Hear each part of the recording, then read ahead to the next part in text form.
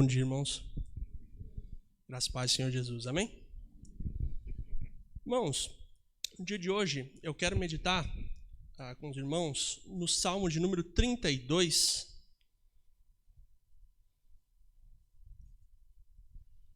Salmo de número 32.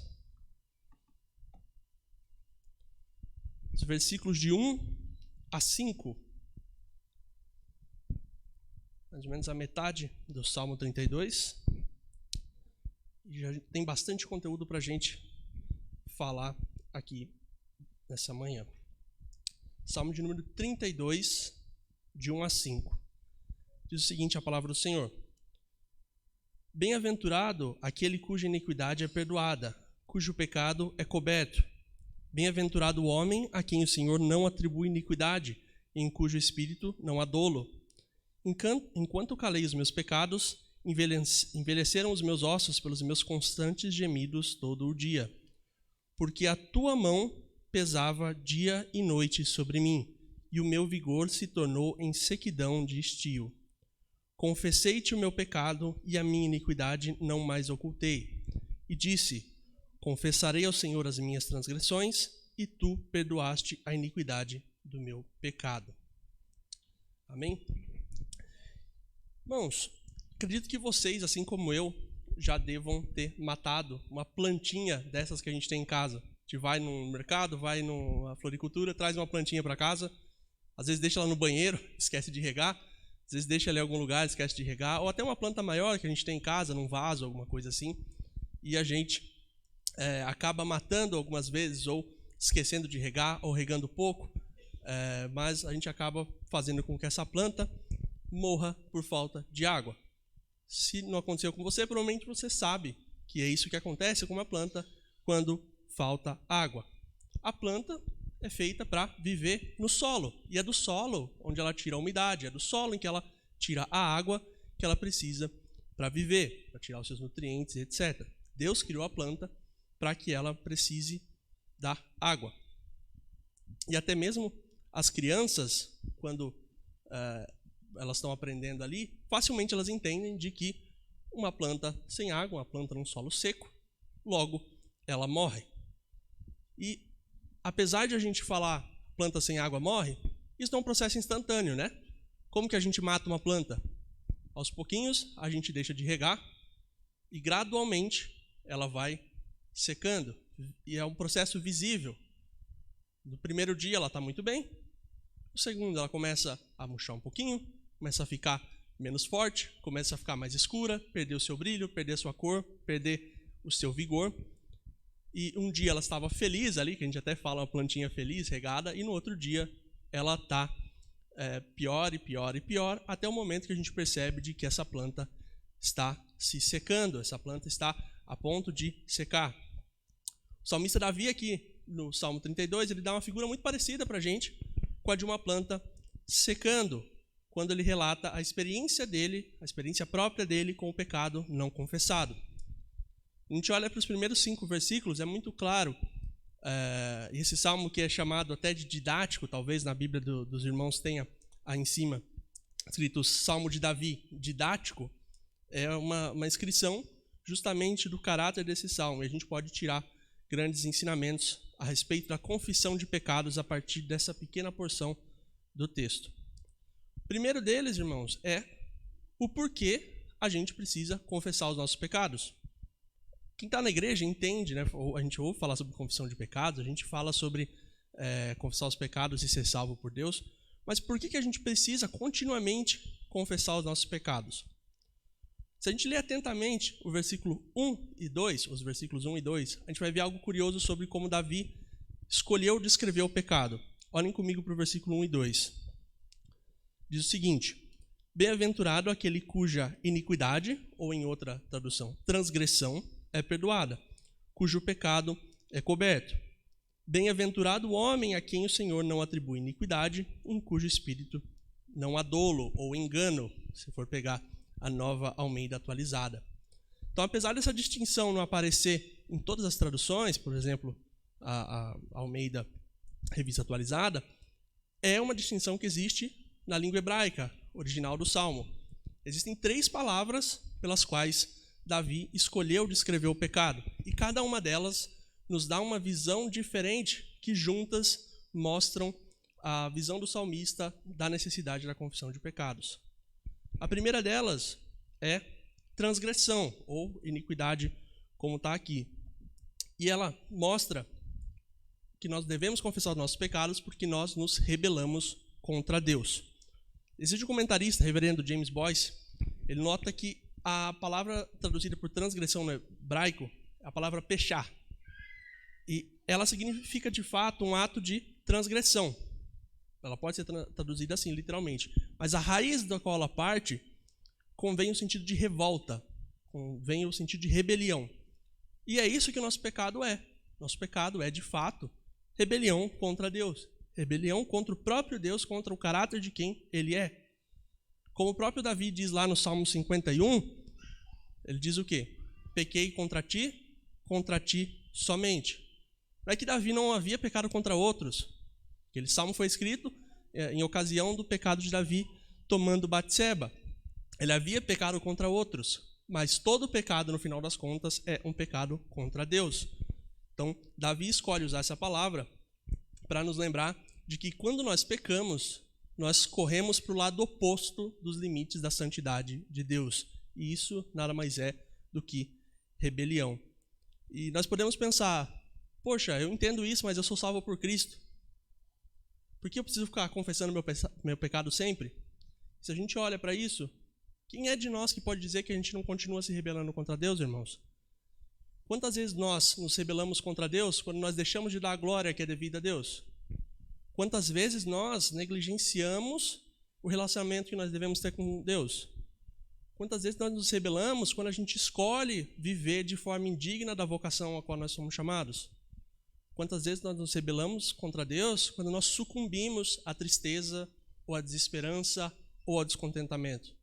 Então, irmãos, mesmo nós sendo salvos, nós nos rebelamos contra Deus, muitas vezes. E é por isso que nós precisamos da confissão de pecados. De modo semelhante, a segunda palavra que o reverendo Boyce aponta é a palavra que é traduzida no versículo 1 por pecado, que é outra palavra, a palavra hatá. E ela denota também, apesar de ser traduzida como pecado, na sua raiz primitiva, um sentido de estar aquém, de errar o alvo. Não é necessariamente isso que o pecado é, não é só errar o alvo. Mas ele denota esse sentido de que existe um alvo para o qual o ser humano foi criado e nós erramos esse alvo constantemente. E esse alvo é o quê? É cumprir a lei do Senhor de forma perfeita. Nós sabemos que Cristo fez o que fez porque nós não conseguimos cumprir a lei, mas esse padrão ainda existe, ainda somos esperados que nós vivamos segundo os preceitos de Deus, e nós falhamos continuamente. Quem aqui, partindo de mim, pode olhar para os mandamentos do Senhor e dizer que a gente tem amado ao Senhor 100% do tempo acima de todas as coisas? Ou dizer que a gente tem zelado pelo nome do Senhor e não usado o nome do Senhor em vão, ou deixado de zelar pelo nome dele? Quem de nós consegue dizer que tem sempre santificado e respeitado o dia do Senhor? Além de só vir na igreja, mas respeitar de fato, amar o dia do Senhor e glorificar o dia do Senhor? Quem de nós pode dizer que a gente não tem cobiçado ou buscado demais, às vezes, as coisas materiais? Ou seja, mesmo nós sendo salvos, nós continuamos a falhar em seguir a lei do Senhor. E o terceiro e último modo, como o pecado é descrito aqui, é a palavra que é traduzida por iniquidade, que é avon. Iniquidade, até mesmo em português, é algo muito profundo, né? O que é a palavra iniquidade? In, uma partícula de negação, equidade. E inequidade. Equidade significando igualdade, retidão. Então, algo que é iníquo é algo que não é reto. É algo que é desigual, que fugiu da retidão. Então, iniquidade, no termo original, também parte dessa mesma ideia. Na verdade, parte da ideia de algo torto, torcido, deformado. E é isso, irmãos, que o nosso próprio ser é. Apesar de nós termos sido salvos por Cristo, o nosso ser ainda é deformado, o nosso ser ainda é torto por causa do pecado. E é por isso que nós devemos continuamente confessar os nossos pecados. O efeito do pecado nas nossas vidas é nos deixar deformados. Então, não apenas a nossa relação com Deus, ou com a lei de Deus, ou com os outros, mas o nosso próprio ser, a imagem de Deus que nós deveríamos ser, é deformada pelo pecado. É isso que a gente fala quando a gente fala de depravação total, que o nosso ser foi corrompido, a nossa imagem foi corrompida. Então, nós, mesmo sendo salvos por Cristo, quanto mais envolvidos com o pecado nós estamos, mais nós somos retorcidos, mais nós ficamos tortos e deformados por causa do pecado. E olhando para esses 3 níveis, irmãos, a gente consegue ter uma figura bem clara do que Davi quis nos ensinar com esse salmo, que é o que segue. Qual é o efeito da não confissão de todos esses pecados que nós continuamente fazemos? Olhem comigo o versículo 3 e 4. Enquanto calei os meus pecados, envelheceram os meus ossos pelos meus constantes gemidos todo o dia, porque a tua mão pesava dia e noite sobre mim, e o meu vigor se tornou em sequidão de estio. Veja essas ilustrações que o salmista nos dá aqui. Envelheceram os ossos. Parece algo confuso de se entender, às vezes, mas se você reparar bem, essa expressão pode ter tanto um sentido literal, de Davi estar falando que fisicamente ele sentiu o peso do pecado não confessado no seu corpo. Os ossos, a estrutura mais forte do corpo, poderia ser afetada por isso, e muitas vezes a gente realmente é afetado fisicamente quando a gente não confessa o pecado, a gente começa a ficar mal, a gente começa a sentir fisicamente o peso do pecado não confessado, mas também pode ser entendido num sentido figurado, de Davi apresentando para nós o profundo impacto de não confessar o pecado na vida dele. Os ossos representando a base da vida sendo abalados, sendo secos do seu vigor. É isso que quer dizer envelheceram os ossos. E em seguida a gente vê Davi falando que a mão de Deus pesava sobre ele dia e noite. E o que acontecia com isso? O estado espiritual dele é comparado à sequidão do estio. Aqui a gente não tem muito, mas existem alguns lugares do Brasil que existe uma seca muito definida. Lá em Brasília existe o período de seca, as pessoas sabem que não vai chover. Aqui a gente está passando por um período de seca razoável também. E imagine, irmãos, Davi, que agora era rei, mas que já foi pastor, que buscava para suas ovelhas os pastos verdejantes lá na Palestina. Não é aqui que o pasto é bonito, o pasto dá bem. Não, na Palestina, seco. Imagina a secura, o estilo que Davi não passou. Davi sabia exatamente a ilustração que ele queria passar, e ele compara isso com o seu coração. O espírito de Davi, negando a necessidade de confessar os pecados, estava como uma planta, um pasto, no estio, sobre o sol seco, sem chuva, sem alimento e secando. O sol da santidade de Deus estava brilhando sobre Davi, não para iluminar, mas para o castigar. O calor da santidade de Deus fez Davi ir murchando, até que ele se sentia como uma planta seca no pico do verão, sem chuvas. E agora, irmãos, a gente volta naquela ilustração que eu falei no começo. Essa figura, ela representa bem o nosso estado espiritual quando nós pecamos e não confessamos. Nós vamos também murchando, até que nós nos vemos num estado que parece sem volta. E isso é contínuo, é um processo. Um dia estou bem, não confessei meu pecado. No dia seguinte, tudo bem, eu pequei de novo, não confessei. E você vai progressivamente se afastando de Deus e secando, até o momento que você se sente como a sequidão do estio. E como que se resolve o problema de uma planta seca, irmãos? Obviamente regando, com água. Se ainda resta um pouquinho de vida nessa planta e você rega essa planta seca, o que acontece? Ela se revigora. Eu já vi isso acontecer várias vezes. A planta está quase seca, você põe água nela, no outro dia, a planta voltou. A planta não está mais murcha, a planta foi restaurada. E, do mesmo modo, é conosco. Vejamos o versículo 5. Confessei-te o meu pecado e a minha iniquidade não mais ocultei. Disse, confessarei ao Senhor as minhas transgressões e tu perdoaste a iniquidade do meu pecado. Esse versículo aqui é o mais longo desse salmo inteiro. E se a gente notar, as mesmas palavras que aparecendo no versículo 1 e 2 retornam aqui. A iniquidade, o pecado e a transgressão.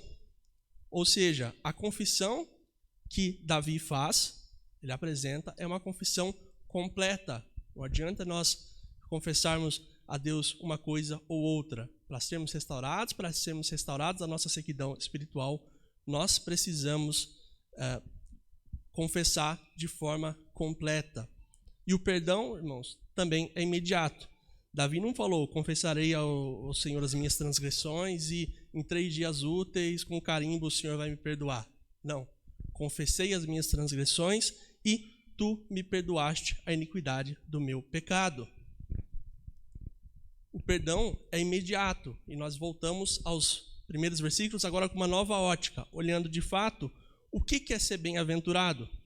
Então, bem-aventurado é aquele cuja iniquidade é perdoada, porque ele confessou e por isso ele é abençoado, ele é feliz. O Senhor perdoou a sua iniquidade, cujo pecado é coberto, não escondido, mas coberto com o sangue de Cristo. Bem-aventurado o homem a quem o Senhor não atribui iniquidade, e em cujo espírito não há engano. Por que o Senhor não atribui iniquidade? Porque a justiça de Cristo é atribuída a nós. Então, as bem-aventuranças desse salmo, que são as segundas bem-aventuranças que aparecem no livro de Salmos, na verdade, elas têm muito mais sentido quando a gente olha elas em relação ao primeiro salmo, a primeira bem-aventurança.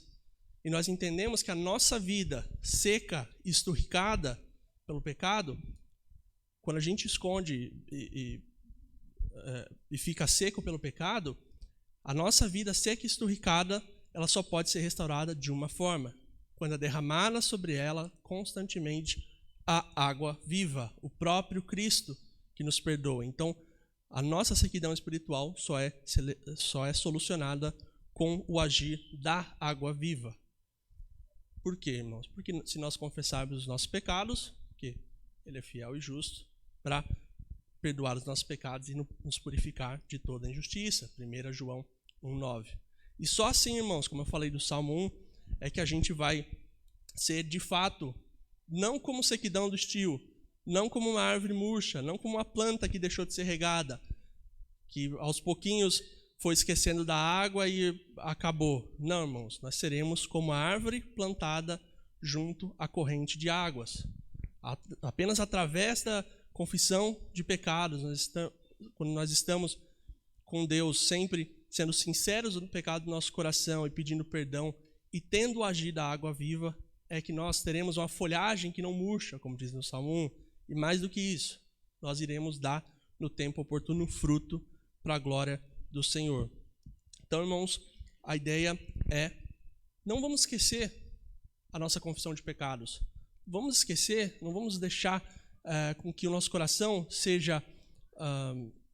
fique frio, o nosso coração comece a secar aos poucos, irmãos. Nós temos não apenas um copo d'água, nós não temos apenas uma garrafinha d'água, não. Nós temos a fonte de água viva. Ela está disponível para nós no momento que nós precisarmos e confessando nossos pecados, Cristo é fiel e justo para nos perdoar. Amém? Vamos orar? Senhor Deus, agradeço, Pai, pela Tua palavra. Agradeço, Pai, porque o Senhor tem falado conosco de muitas maneiras, de muitas formas, e o Senhor tem falado principalmente por meio do Teu Filho Jesus. Obrigado que por meio dele, Pai, nós podemos falar contigo, nós podemos confessar todo o nosso pecado, toda a nossa rebelião contra Ti, nós podemos confessar toda a nossa desconformidade com a Tua lei, Pai, podemos ser restaurados, Senhor, da deformidade do pecado. O Senhor nos transforma, o Senhor nos dá uma nova vida por meio de Cristo. Nos ajuda, Senhor, a olhar todos os momentos que nós temos sido rebeldes, todos os momentos que nós temos pecado contra Ti, contra a Tua lei, contra quem Tu és. Nos ajuda, Pai, a nos firmar com as nossas raízes bem fundas, Pai, junto ao ribeiro de água viva, que é Cristo. Te peço e agradeço. Em nome de Jesus. Amém.